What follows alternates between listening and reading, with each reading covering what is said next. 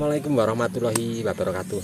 Jumpa lagi bersama saya di channel Bonsai Gimbong, tentunya di channel Belajar Bonsai Bersama.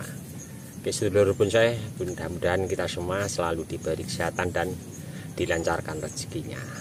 Di kesempatan kali ini saya mau tampilkan hasil saya tanam setelah 9 bulan yang lalu. Ini dia bahan bonsai sancang hasil budidaya cangkok. Kalau yang bahan ini agak sedikit besar ya, kurang lebih sekian los pucuk.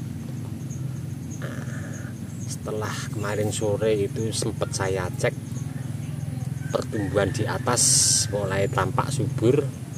Ada beberapa mata tunas baru yang batang mata tunas baru sudah mulai coklat. Tentunya akar di bawah sudah bergerak. Tentunya tumbuh sempurna ya, karena apa, biasa kalau pada mata tunas baru dengan batang muda itu akar di bawahnya masih muda juga. Berhubung ini mata tunas batangnya sudah nampak coklat, berarti akar di bawah tentunya sudah mulai mengembang.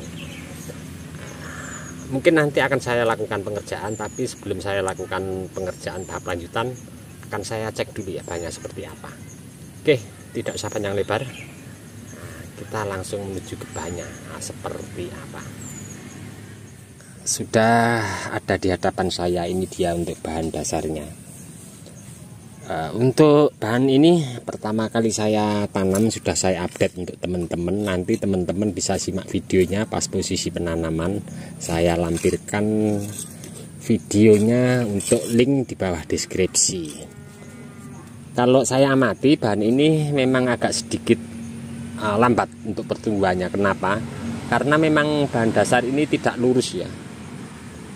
Kalau ini saya tanam tegak lurus, ujungnya posisi lurus ke atas, posisi batang utama ini akan miring ke sebelah kanan.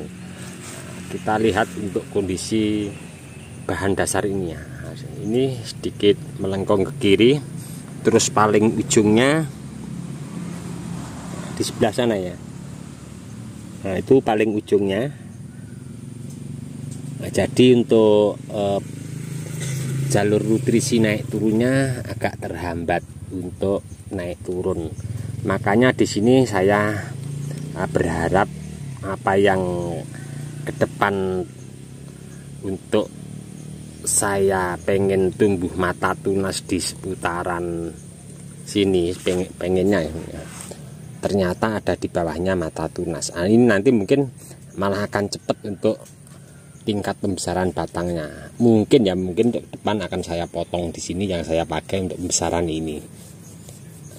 Tapi sebelum saya potong tentunya kita membuat bahan dasar berproses bawah dulu. Nah, ini saya mau mencoba untuk cek bawah dan nanti akan saya lihat dulu kondisinya seperti apa dan saya akan kerjakan.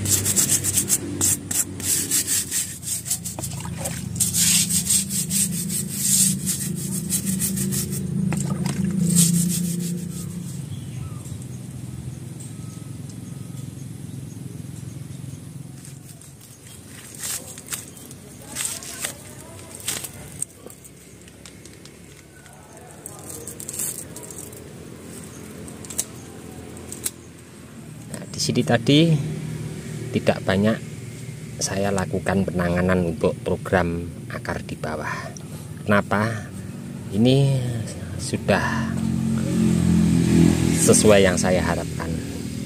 Dimana yang pertama untuk keseluruhan akar, alhamdulillah sudah sejajar ya, tidak ada yang posisinya di atas dari keseluruhan lingkar batang. Itu yang pertama. Yang kedua, tadi sedikit saya hanya mengurangi akar-akar kecil yang tumbuh posisi di atas. Terus dari anak cabang akar yang masih serabut kecil di seputaran sekian, memang saya sengaja buang semua untuk fokus ke beberapa akar yang di sini sementara saya biarkan, tidak saya lakukan seleksi, tidak ada saya lakukan untuk pengurangan. Kenapa? Saya pengen fokus dulu untuk keseluruhan akar ini memaksimalkan mensuplai ke batang utama, dan tidak ada saya kurangi sedikit pun cabang-cabang di atas untuk memaksimalkan akar ini cepat untuk berkembang tentunya.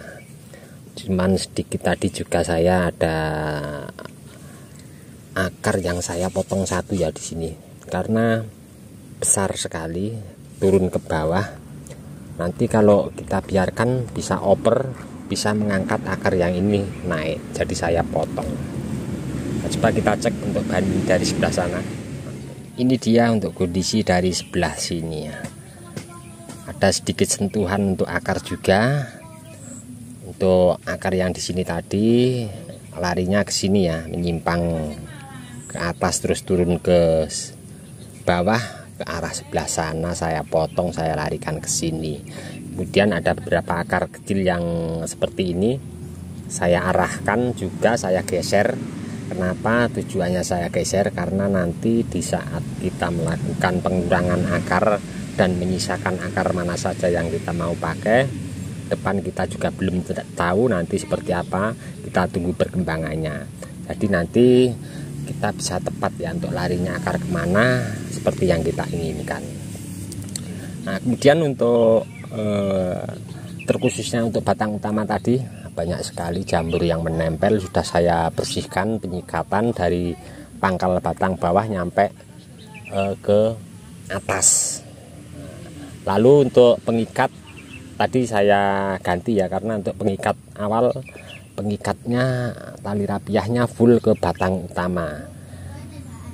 Karena apa? Di saat penanaman awal memang pemancang harus kuat ya, karena akar di bawah masih serabut kecil-kecil, sedangkan besar batang bahan kita sekian. Kalau mulai ada beberapa mata tunas baru, pemancangnya tidak kuat, akan sangat riskan sekali. Tadi saya ganti, kemudian saya ikat, saya sedikit renggangkan karena akar di sini sudah tentunya sudah kuat ya dengan kondisi sekarang. Dan untuk bahan ini nanti mungkin kalau ini masih basah ya, saya semprot air tadi. Kalau sudah kering saya kasih salep kambium, dan nanti kalau sudah benar-benar kering akan saya timbun full sekian, karena lukanya juga sangat lumayan banyak ya. Luka yang akar-akar kecil kalau langsung kita timbun tentunya bisa busuk atau terjadi jamur. Oke teman-teman, nantikan terus untuk update nanti seperti apa bahan ini. Insya Allah akan selalu saya update untuk teman-teman ke depan proses pengerjaan bahan bonsai sancang hasil budidaya dari cangkok ini.